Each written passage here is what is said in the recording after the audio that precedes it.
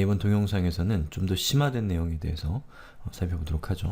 자, 두 가지를 여러분이 이해하셔야 되는데, 첫 번째는 하나의 웹페이지 안에는 여러 개의 폼이 들어올 수 있고, 이 각각의 폼은 그 폼에 해당되는 전송 버튼을 클릭했을 때 그 전송 버튼이 속해 있는 폼에 해당되는 정보만이 서버로 전송된다는 것이고요.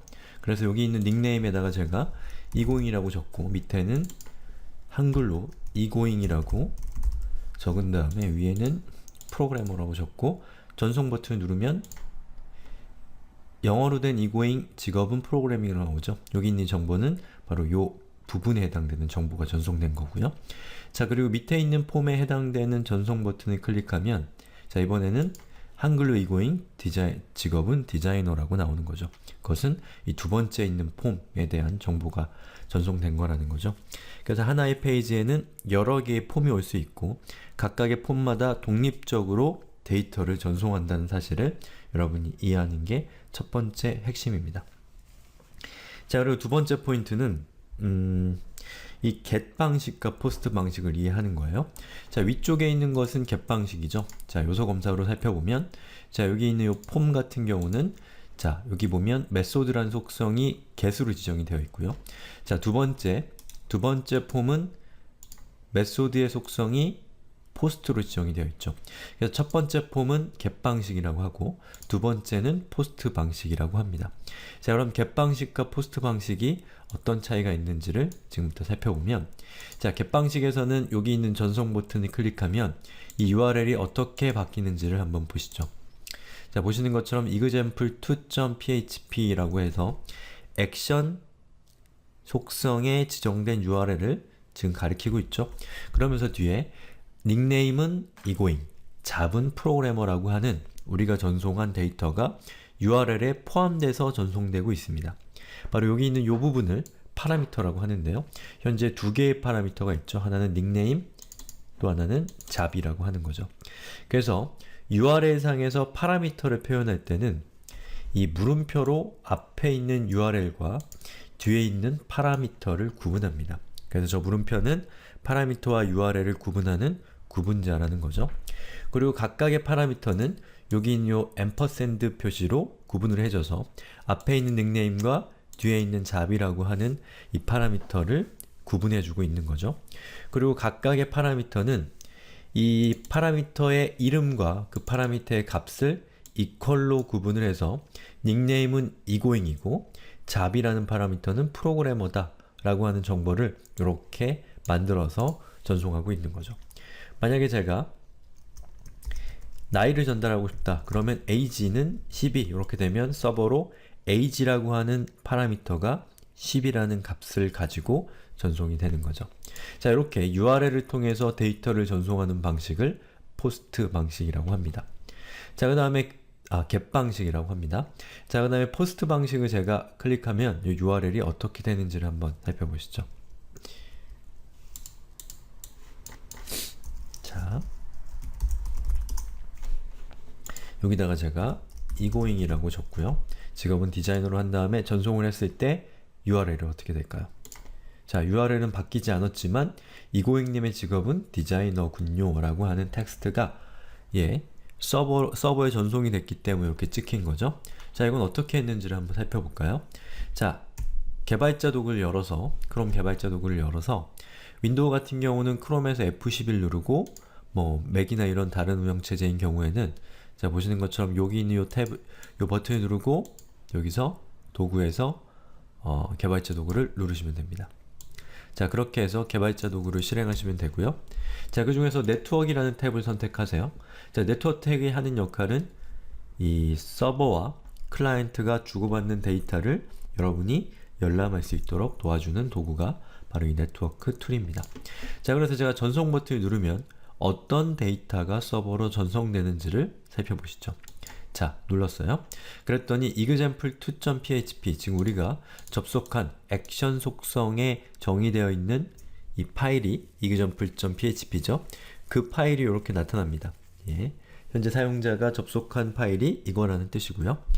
여기 보면 메소드가 post라고 나오죠. 현재 여러분이 전송한 데이터가 post 방식으로 전송됐다는 뜻입니다.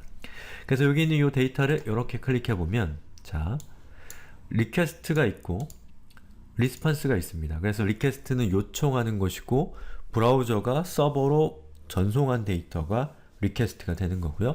리스폰스는 서버가 그 리퀘스트를 받아서 그것을 해석한 다음에 적절한 데이터를 브라우저로 전송해 주는데 바로 그것이 리스폰스 헤더라고 하는 겁니다. 자, 그 중에서 우리가 봐야 될 것은 리퀘스트 헤더라는 거 안에 보면 요 밑에 폼 데이터라고 하는 것이 있는데 이 폼 데이터를 열어보면 닉네임은 이고잉이고 잡은 디자이너라고 하는 데이터가 이렇게 리퀘스트 헤더 안에 포함돼서 전송된 것을 볼 수가 있습니다. 반대로 포스트 방식으로 전송하고 한번 이 네트워크 탭을 한번 볼까요? 자, 여기 example2라고 하는 걸 클릭해보면 자, 보시는 것처럼 이 폼이라는 데이터가 여기 보이지 않죠? 이건 URL로 전송이 된 거고요.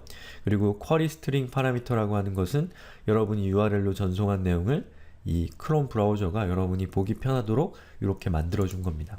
예, 그렇게 해서 이 리퀘스트라고 하는 것은 리퀘스트가 아니라 이 get 방식은 URL을 통해서 전달하는 것이고 이 포스트 방식은 이 헤더라고 하는 데이터 안에 body로 이 포함시켜서 전달하는 방식이 이렇게 다른 점인 거죠.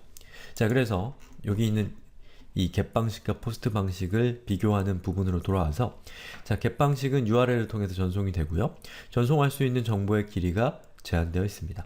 왜냐하면 이 URL의 길이는 무한대로 길 수가 없거든요. 브라우저마다 조금씩 다르지만 어쨌든 URL의 길이는 제한이 있고 그 제한을 넘어서서 데이터를 전송을 하게 되면 데이터가 누락되게 된다는 단점을 가지고 있습니다. 자, 그리고 퍼머링크로 사용될 수 있다라고 적혀 있죠. 이 퍼머링크라고 하는 것은 어떠한 이 정보를 식별하는 고유한 식별자, 고유한 주소 체계 그런 것들이 이제 퍼머링크라고 합니다. 자, 그래서 예를 들면 제가 전송이라는 버튼을 클릭해서 이렇게 해서 URL이 만들어졌잖아요. 이 URL을 복사해서 제가 친구들한테 전송을 하면 이메일 같은 걸로 그럼 친구가 링크를 클릭해서 이 URL로 접근을 하면 여기 있는 파라미터로 인해서 이 정보를 친구도 볼 수가 있게 되는 거죠. 자, 그러면 이 정보에 대해서 이 URL은 퍼머링크로 사용됐다고 할 수가 있는 겁니다. 자, 반대로 제가 포스트로 전송을 했을 때는 이 URL이 아무런 값도 뒤에 전송이 안 되잖아요. 그럼 이 상태로 제가 친구에게 복사를 해서 이 정보를 보내주게 되면 자, 님은 직업이 이군요 라고 나오죠. 즉, 이 포스트 방식으로 데이터를 전송한 경우에는 URL이 퍼머링크의 역할을 수행할 수 없다라는 차이가 있는 거죠. 자, 그래 포스트 방식은 이 헤더에 바디로 담겨서 전송이 된다라는 거 적혀 있는데 바로 그런 이유로 인해서 이 포스트로 데이터를 전송할 때는 이 전송하는 데이터의 양의 제한이 없습니다. 포스트의 아주 중요한 장점이고요. 자, 그리고 get 방식에 비해서 보안상 약간의 우위가 있습니다. 자, get 방식 같은 경우는 이렇게 URL에 데이터가 노출이 되기 때문에 악의적인 사용자가 여기 있는 데이터를 하나하나 수정해 가면서 이 서버 쪽에 있는 이 프로그램이 어떻게 구동하는지 이런 것들을 체크해서 의도하지 않은 데이터를 가져갈 수도 있습니다. 예, 그런 보안적인 문제가 있는데 이 포스트 방식은 URL에 노출이 되지 않기 때문에 그런 작업을 하는 것이 조금 더 까다롭습니다. 하지만 결과적으로 포스트도 이 조작이 가능하다는 거 여러분들 명심하시고요. 자, 그리고 전송할 수 있는 데이터 길이 제한이 없다고 이미 말씀드렸고 퍼머링크로 사용할 수 없다는 점도 제가 설명을 드렸죠. 자, 그럼 get 방식은 언제 쓰고 포스트 방식은 언제 쓰냐면 이 get 방식은 일종의 북마킹과 같은 역할을 할 때 get 방식을 씁니다. 예.